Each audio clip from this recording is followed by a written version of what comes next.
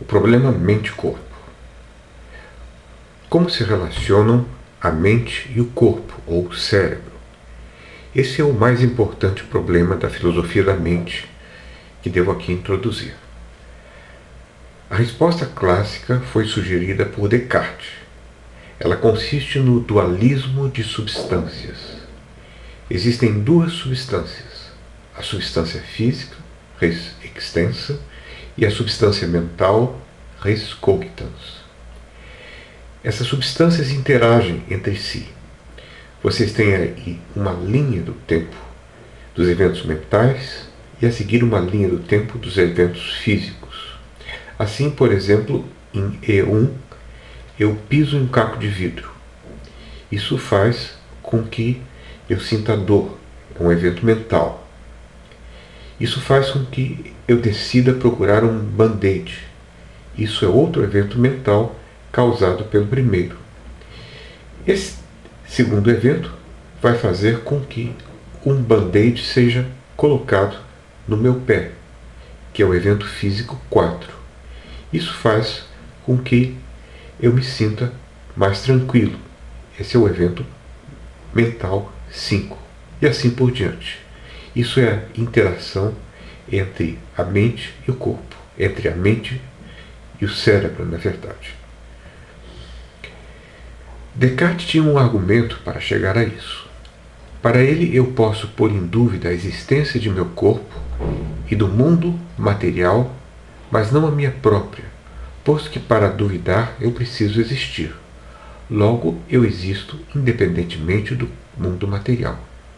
Esse argumento pode ser precisado dessa forma. Primeira premissa, eu posso duvidar que o meu corpo existe. Segunda, eu não posso duvidar que eu existo. Portanto, eu preciso ser uma coisa distinta do meu corpo. Esse argumento se baseia na lei de Leibniz, segundo a qual, se A é igual a B, então não posso dizer nada de A que eu não diga também de B. Formalmente, eu posso dizer que, para todo x e para todo y, x é igual a y, no sentido de que x é o mesmo que y, implica que, para todo predicado f, se f se predica de x, então f se predica de y e vice-versa. Ora, voltando ao argumento de Descartes, a estrutura é essa. Eu posso predicar a possibilidade de dúvida do meu corpo, mas não posso predicar a possibilidade de dúvida da minha existência.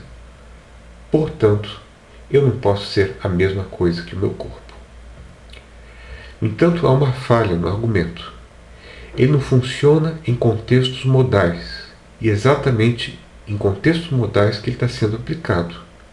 Considere o seguinte argumento com a mesma estrutura referente a Maria, a serviçal da casa de Dom Diego, o Zorro. Primeira premissa, Maria pode duvidar que Zorro existe. Segunda, Maria não pode duvidar que Dom Diego existe. Ela o conhece muito bem, ou pensa que conhece. Portanto, Zorro não é Dom Diego. A conclusão é obviamente falsa. O Zorro é Dom Diego. O que acontece com esse argumento é que o fato de Zorro ser o mesmo que Dom Diego não depende do pensamento de Maria. A lei de Leibniz não se aplica nos contextos modais das duas premissas. Da mesma forma, a lei de Leibniz não se aplica ao argumento cartesiano. Portanto, esse argumento é falacioso. Outra importante objeção foi feita por uma inteligente amiga de Descartes, a princesa Elizabeth da Boêmia. Em carta, ela lhe perguntou: como pode a alma humana, ser apenas uma substância pensante, determinar os seus espíritos corporais de maneira a realizar ações voluntárias? Ou seja, como é possível a uma substância mental sem extensão alguma, que é a mente, a alma, produzir movimentos no mundo extenso? Exemplo, eu acordo, eu quero me levantar e o meu corpo se levanta. Descartes respirou fundo e respondeu, ou melhor, não respondeu, porque ele disse que certas coisas precisam ser aceitas como mistério. Como ninguém ficou muito satisfeito com essa resposta, surgiram soluções alternativas para o problema da interação. Uma delas foi o ocasionalismo de Malebranche. Para esse filósofo, a interação não existe. Temos a impressão de que existe, pois Deus intervém o tempo todo coordenando os acontecimentos mentais com os acontecimentos do mundo externo. Assim, no momento em que meu pé pisa o caco de vidro, isso é uma intervenção divina. Logo depois, Deus intervém fazendo com que eu sinta dor. É 2. Depois Deus intervém fazendo com que eu pense em pegar um band-aid. É 3. Depois Deus intervém fazendo com que minha mão coloque o band-aid no meu pé. É 4. E assim por diante. Deus está o tempo todo intervindo. Temos assim a ilusão de que a mente é ativa, mas na verdade ela não faz nada. Isso se chama epifenomenalismo. Leibniz, outro filósofo, achava que se isso fosse verdade, Deus seria uma espécie de trabalhador incansável, intervindo continuamente no mundo, o que seria indigno de sua grandeza. Para se contrapor a isso, Leibniz sugeriu uma doutrina ainda mais estapafúrdia, que foi o assim chamado paralelismo psicofísico. Segundo o paralelismo, Deus é o relojoeiro perfeito. Quando criou o mundo, ele acertou os relógios das mônadas mentais e físicas com tal precisão que os eventos mentais parecem causalmente relacionados aos eventos físicos, quando na verdade não há interação alguma. É como o ocasionalismo, só que Deus interviu apenas uma vez quando criou o mundo.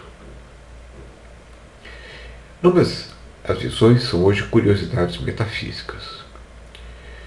Existem outras dificuldades do dualismo além do interacionismo. Primeiro, pela lei da conservação da energia, ela permanece a mesma no universo, mas pela interação ela poderia perder-se na alma ou ser introduzida no mundo. Depois, a teoria da evolução diz que evoluímos de espécies inferiores, mas ela não diz quando surgiu a alma, a res cogitans. Como explicar que tenhamos um cérebro tão grande quanto uma alma inextensa certamente caberia em um cérebro do tamanho de um grão de arroz? Como explicar o efeito de drogas? Como explicar que o Alzheimer, reduzindo o cérebro a 1/3 de seu tamanho, tem efeitos tão devastadores sobre seu funcionamento?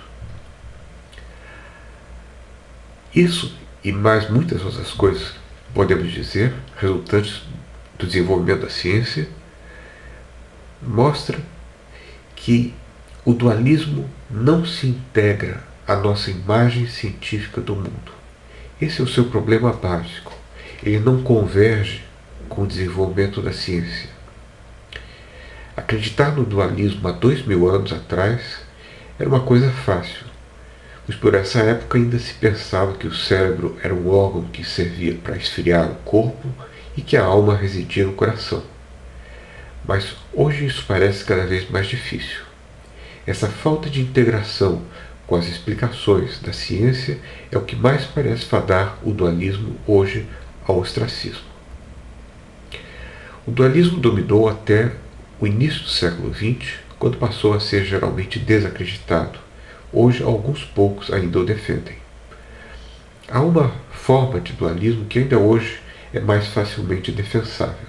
Trata-se do dualismo de propriedades. O que vimos até agora foi o dualismo de substâncias. Mas o que é o dualismo de propriedades? Resposta. No dualismo de propriedades, o mental é constituído de propriedades mentais emergentes. Mas o que são propriedades emergentes? A evolução produziu propriedades emergentes, por exemplo, A vida é uma propriedade emergente do mundo físico-químico. A consciência é uma propriedade emergente do mundo dos fenômenos vitais.